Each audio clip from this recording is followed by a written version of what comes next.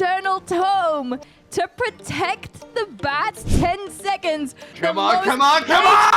Log Launcher is going to be hitting the core on Inferno Tower, the Monolith, and the Eagle Artillery for the triple kill in the core. Hello, everybody. Welcome in. Look who's with me today. Howdy. My name's Woody, and I'm so excited to be casting this amazing match with Naomi, Hades, Riras, and Darkstar. First off, attacking is going to be Hades. I don't know whose account this is. I believe that it's actually going to be Darkstar's. And he's going to be coming in over on the right side with a Queen charge. Plenty of healers to back it up, and moving in with an Electro Dragon to get some Chain Lightning funnel work done. He's got a very ground-based heavy army here with a Flame Flinger ready to fire shots off from the back, but 3 P.E.K.K.A.s is the main force of this army. Moving in next as well with his Grand Warden and King down in that bottom right side. They're going to be piercing in deep and getting ready for the next stage of this charge, but catching a scatter shot early, going in against that multi-archer tower and jumping straight into the core. Look out, the rocket loons are coming on out, and they are going to get a few drops against the Queen. She pops him down without too much trouble at all, though, and it looks like Hades got pretty lucky on that CC pull. Only half the troops coming out at a time. He's now ready to start the main stage of the attack, and with a Golem to soak shots from this Grand Warden Tower in the bottom left. He's already got a King slicing through the core with that giant gauntlet, ready to drop the hammer, Coco. Yeah, King's going off on that left-hand side. Hades is making sure that he keeps an eye on his Queen to get the Townhall down. She's being targeted by that Monolith, but he used those invisibilities wisely to keep her up, and she even still has her ability as she's powering through that right-hand side, and those healers looking healthy. Now, on the left-hand side, unfortunately, pretty much a lot of the power has died out. We have a few P.E.K.K.A.s clearing up around the outside. World Champion still has her ability, though, and he's deployed more cleanup on the left-hand side. We've got a loading bar here going off for Hades. Don't want to be seeing another disconnect. However, he has deployed the majority of his troops, so we just have to wait and see how his hero abilities play out if it is a disconnect here. Oh, no, Woody! Well, speaking of those hero abilities, I am noticing that Hades brought in the level 18 Freezing Arrow for the Archer Queen there. Very big popular pick as it gets upgraded to higher and higher levels. That's another key factor in being able to shut down big targets like the Monolith that can otherwise really disrupt a hero charge, as well as that King moving in with the level 25 Giant Gauntlet. Huge upgrades for the hero equipment here, and max tomes as well.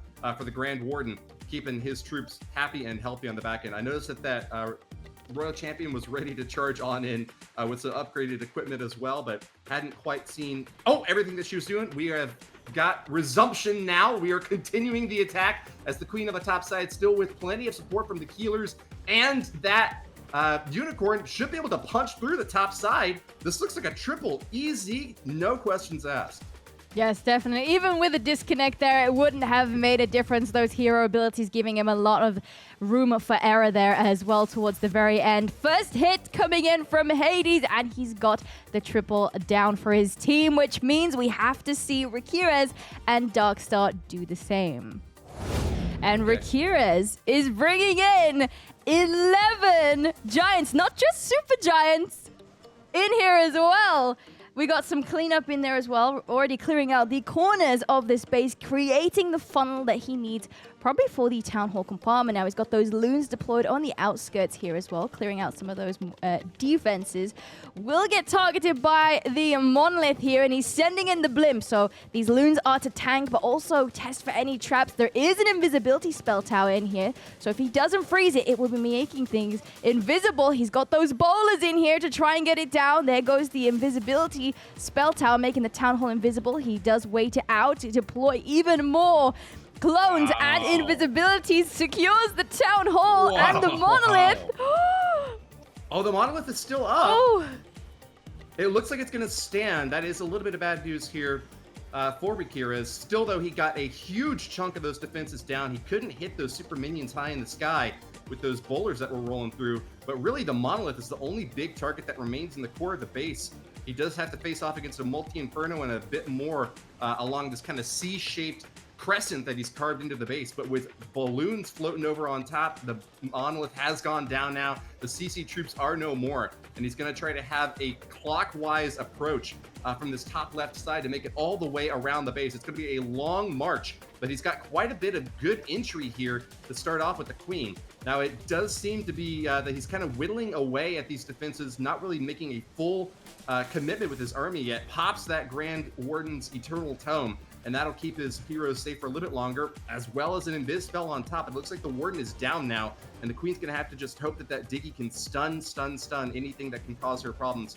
Notably, that multi-target Inferno, which is still deep into the core and requires that Grand Warden, the Royal Champion, to take her down. Yeah, King's doing a good job at clearing up around the outside, which will keep the Queen nice and tight to these major defenses. As you can see, the single Inferno was locked onto the Queen. Riras did see that, forcing that Queen ability there. Unfortunately, we did lose all those archers from the Archer Puppet. The Queen also went down, hit her a few giant bombs, which only leaves the Royal Champion. Now, unfortunately, her pet will go down here to that Ricochet cannon bouncing from the Royal Champion. The ability will go off. We got some additional hogs in here, which can tank for the Royal Champion as she also regains some health.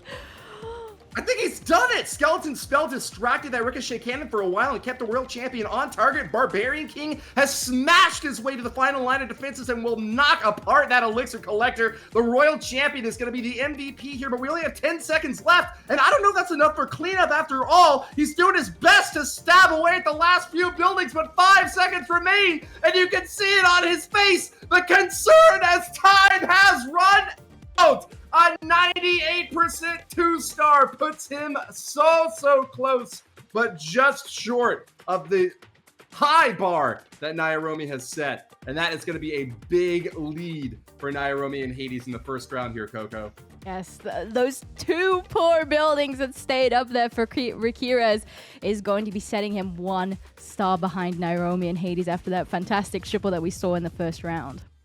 Naomi is bringing in the heat yet again. We have these 13 rocket loons, 26 sneaky goblins, probably to clear out some of these storages around that town hall with those collectors and then get that town hall down. There isn't an invisibility next to the town hall, so that should be pretty nice for his sneaky goblins in there. And he started off this attack though with his queen towards the single Inferno. She was locked on by the single Inferno. He does see that, uses that freeze spell just to keep that queen ability for later on. As you can see, we've got that invisibility vial in case anything does a little bit too much damage. She needs a little bit invisibility for her safety. The frozen arrow will be slowing down all the damage that she takes in towards the left-hand side. Support from the Grand Warden now moving in close to try to keep her topped off, but the healers are going to start taking some fire from that multi-inferno. They barely wander out of range just in time. We need to make sure that this air defense doesn't cause any problems. Thank goodness to Diggity shutting it down. And a beautiful Eternal Tome grabbing that log launcher on the very edge, as well as all of these other heroes that are still charging in straight through. Log Launcher is going to be hitting the core along with an Earthquake spell, and that is going to be some massive damage to those high DPS structures. An Inferno Tower, the Monolith, and the Eagle Artillery for the triple kill in the core. Naomi is on the warpath and is ready to march forward with more destruction as he gets his path set for that Town Hall at the bottom. Yeah, as you can see, the invisibility securing the town hall there with those sneaky goblins. And as you mentioned, the core was absolutely wiped by that log launcher. That was phenomenal. Now we have those heroes still continuing their path on the south-hand side. King goes to revive from the Phoenix that is supporting him. Now these bats are coming in. Now he's cleared out a lot of the splash damage. He still has a wizard tower on the right-hand side, which he's trying to clear with the rocket loons. Royal Champion going for the scatter shot on top, so these bats can do some heavy-duty work because his heroes have gone down already. I think that he might have intended for the bats to give some cover to the Archer Queen. They came in a little bit late, but nonetheless, I think that unless a major problem happens with a red bomb, these bats are just cleaning up everything in sight. They have destroyed everything, and with a split now, even a red bomb shouldn't be too much to keep them at bay. They are going to go down. Hold on. We got some minions here to help clean up along the bottom edge.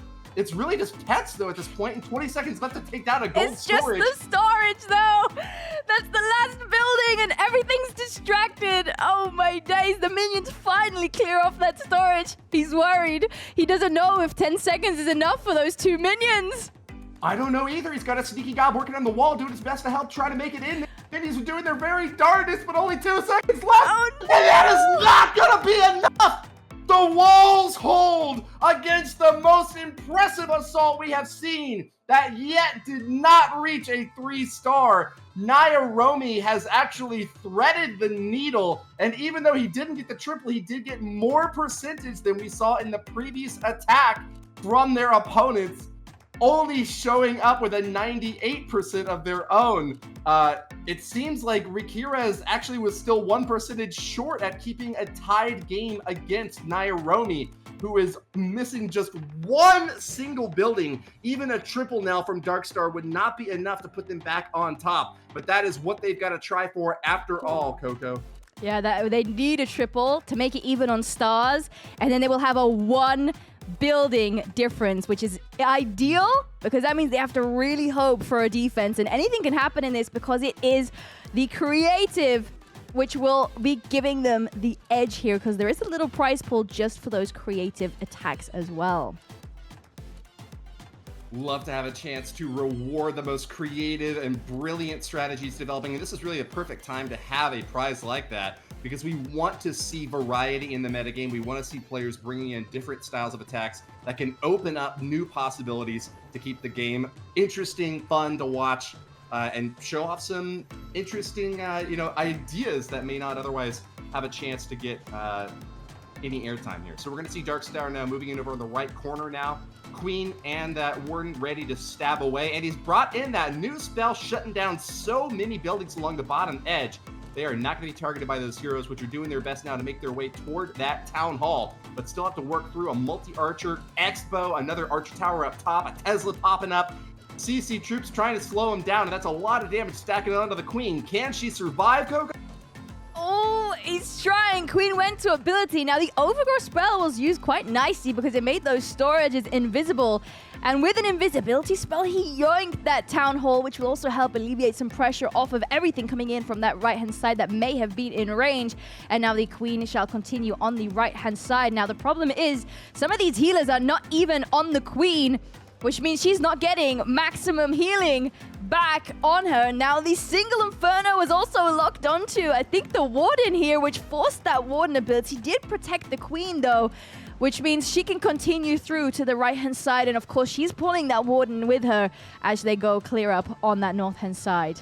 Darkstar did a great job dropping that Barbarian King to distract this Eagle Artillery, which had almost taken out that Queen. But with that cover provided, the healers have now topped off both of the backline heroes. We still have a multi-Inferno in the core right next to that Ricochet Cannon, which is going to cause some problems for these heroes. They need to charge in and take those 2 down as quickly as possible without any Diggy to shut them down. They're going to be taking damage. We see the drop of the Grand Warden there. The Queen has done a lot of amazing work along this bottom edge, and even if she loses these heroes right now, this healers rather, she has still done some amazing work. 40 seconds left though, and she's really kind of the last linchpin to try to secure a triple against a lot of defenses still standing in the bottom of the base. She's having to pop through walls, which is not optimal use of that big DPS that she brings. Instead, she's going to be having to walk around now and spend a lot of time trying to get top back off, but without any ability, the giant bomb takes her down 90%, and it doesn't look like we can climb much higher in this attack from Darkstar. He has done a magnificent job, but the base still stands. They have yet to find that triple, and it looks like it is going to be a still big advantage for their opponents. Naomi and Hades doing a lot of excellent work both on offense and defense. And the point swing is really starting to show in their favor now. The prediction was pretty heavily favored, about 2-1 in Riras and Darkstar's favor before this war began. But it now seems like Naomi and Hades are going to make a big punch out of the gate. And yeah. I don't know what they're going to be able to do to catch up on the other side. I love an upper bracket match because we know that both of these teams are undefeated, but only one can remain so after this war. Still, there will be another opportunity for the team that gets trounced to actually still be able to compete future matches. Lots of amazing players competing in this Coco Invitational. I mean, it's like the entire top of the COC esports scene. So great job picking out your favorites, and some great content creators as well. I was happy to see Judo and Carbon on a team fighting for the glory of the casting crew. Naomi's moving in next, though. We already see heroes once again making an early stab at the top side, getting some support from that Golem, as well as from Diggy. Going to get a few shots off against some great defenses here. popping down that Warden statue, as well as next up, it looks like managed to grab a couple of Wizard Towers and moving on in straight for that. Oh, didn't get the Multi-Inferno just yet, but he's going to be going for the storage first to try to slow things down. Diggy's down for the count, though, and what have we got in this army ready to deploy afterwards, Coco? Well, it's a bit of a mix here. So he's got a Root Rider in here, which I'm presuming he'll send in with these heroes. We already had a few golems, which are trying to tank for the queen. However, this Expo's eating at that queen already. Now, the Overgrowth spell is actually coming in on the right-hand side, so the log launcher's just going to open up those walls at the moment, because usually those logs do some damage here as well, and once it approaches these buildings as well, it's going to get stuck. Oh, the Expo on that right-hand side can actually reach it there as well. I'm not 100% sure if that was a bit of a misplace. We have some troops in here which can go for cleanup. But yes, we have the Root Rider, which will open up the walls. The Electro Titan is a fantastic combination with those heroes because the aura is very, very valuable to help clear up with any potential traps and clan castle troops, which you can see that will pop from the Hound here. The aura will be very, very easy at clearing them, so these heroes can push forwards to the Town Hall compartment. It is open. There is an invisibility spell that he has to keep an eye on. There is a freeze that he might be able to use, but we'll have to see what targets that he goes for first. Decent value there from the Electro Titan, moving in ahead of that Archer Queen, doing her best to soak some shots and take down the skeletons at the same time, but yikes, that Queen just got decimated in the core. That monolith is not something to joke around about, and Naomi's going to be dropping the champion now at the top side with an invisibility spell to try to keep her safe, but she cannot get a clean target on this monolith, which has just been a thorn in his side for so long. Overgrowth spell was not enough to get the log launcher all the way through and to cut that thing down to size. So finally, with the last stab there, the champion takes it down, but still in the core of the base is quite a bit of defensive powerhouse left. And I think Naomi knows that he's just going for percentage at this point. It is going to be a very difficult run to make it all the way to the end. Phoenix does bring up the king for a little bit longer, but with a scatter shot well protecting the core, he's dropped the last spell now. 18 seconds left to try to grab as much more percentage as he can along the outer edge. But this is going to be the lowest hit attack yet, and gives that opening finally to Riras and Darkstar to try to put some points back up on the board and come out ahead again. Let's see if Riras can move back ahead now. A 3-star could do it, but this is a pretty tricky base with a lot of interior compartments that he's going to have to float on over. He's brought 5 healers, so this is a much more standard attack, even though it's super Barch heavy. We've seen quite a bit of this from these players in the past. In fact, when we saw Riras fighting previously, he brought a Skelly Donut Barch as well and did quite an amazing strike in his war against Yo-Yo and Gaku, grabbing that 3-star with a Bat Bomb as well early on. He is really knocking this base apart. A lot of interior damage, Coco. Not just the Bat Bomb early on, but he used the Warden Eternal Tome to protect the bats, to clear out more, and he still has the recall spell, recalls the heroes from the right-hand side after clearing out a quarter of the base with the bats and those heroes. What a beautiful setup. I'm speechless. The warden ability on the bats, I don't think I've seen that many times. How can we be surprised if Riras is a master of recall? Still, with the pull out on the other edge, the CC troops are going to cause no more problems. Poison drops them down, and the queen is still well protected with no threats that I can see, except perhaps some lurking black bombs. But he's already checked with balloons to make sure that the healer's going to be safe along the top edge here. The only concern that I have now is that took quite a bit of time. He's halfway through the attack and only has 40% damage on the base. Certainly can be able to finish this one out, but we've seen issues before with players coming in very close at the end of their attacks, just getting 99% with still plenty of firepower left, but nothing left to get the job done. He's going to be doing a lot of damage along the top side with a Witch to try to clear through and prevent that big damage from stacking up against the P.E.K.K.A. Single target Inferno has gone down, and so does the Town Hall. That bomb on the core is not going to be causing any problems at all, as the poison has nowhere to be able to affect any troops along these outer edges. That's kind of one of the downsides of having so many walls in your base, is that you don't get a lot of troops stacked up for the Giga Explosion to do much value. Now Riras is going to be collapsing into the core, facing off against a ricochet cannon, as well as the monolith. But with the freeze out, I think he's got exactly what he needs to clean this base up. Still has a couple of compartments on the bottom side, but as long as he can get over these walls one way or another, chopping through as quick as he can, I think he's going to be able to get the 3-star here, Coco. Yeah, the Warden's doing a really nice job of following the Royal Champion, making sure that she stays in that rage gem, doing as much damage as possible in those last few defenses. She doesn't have her ability, so these last few troops coming in on the south need to try and tank for her. But 17 seconds remaining. We have 6 buildings left. Time is slowly ticking out here. 10 seconds. We have 5 buildings still left, and the Dark Elixir storage takes up the most. Come on! 3 seconds left, and it's not going to be enough. 98% 2-star from Riras, which puts them at 7 stars to 6 at the moment. Oh, that was so unfortunate because the setup was beautiful. 2 98% hits from Riras, and that leaves them just short on stars, even though they're ahead on percentage. That means if we get a 2-star defense now against Naomi, it is still very possible for Riras and Darkstar to make a comeback happen with a triple of their own. They could win on a percentage tie on stars, but win by percentage if they get a defense here and then the 3-star, the first and only 3-star that they would have, but still potentially enough to eke out a victory. Let's give Naomi a shot, though, because a 3-star from him would clench the win. They'd be too far ahead for their opponents to catch up at that point, even with those beautiful 98% hits. That is not the triple that we need to clinch victory. Archer Queen's going to be stabbing down that that Inferno Dragon up top in the skies, making sure that it can't finish her off. She's taking a lot of damage, though, and those poor healers at back are getting shot up by that Townhall. Yeah, Queen does get the Townhall down. He did freeze the Townhall. He's also continuing with those freezes here on the Monolith to try and keep her alive. She has still got her invisibility, which will help alleviate some pressure off of her. Good thing those healers are still alive. He did test for some Seeking Air Mines. I think he was successful and found one. But he's bringing in the Noah's Ark, so we'll see how he breaks down these troops. Now, these wall breakers, unfortunately, not making it all the way, that first one. The second one does make it through, opening up the perfect wall here for the Queen to go for both scatter shots and get them both down. There is another poison spell tower going off here, which will slow down the Queen and also do more damage to those healers alongside some more traps that are coming through. And he still has another wall breaker to go even further, but unfortunately doesn't make it to this wall.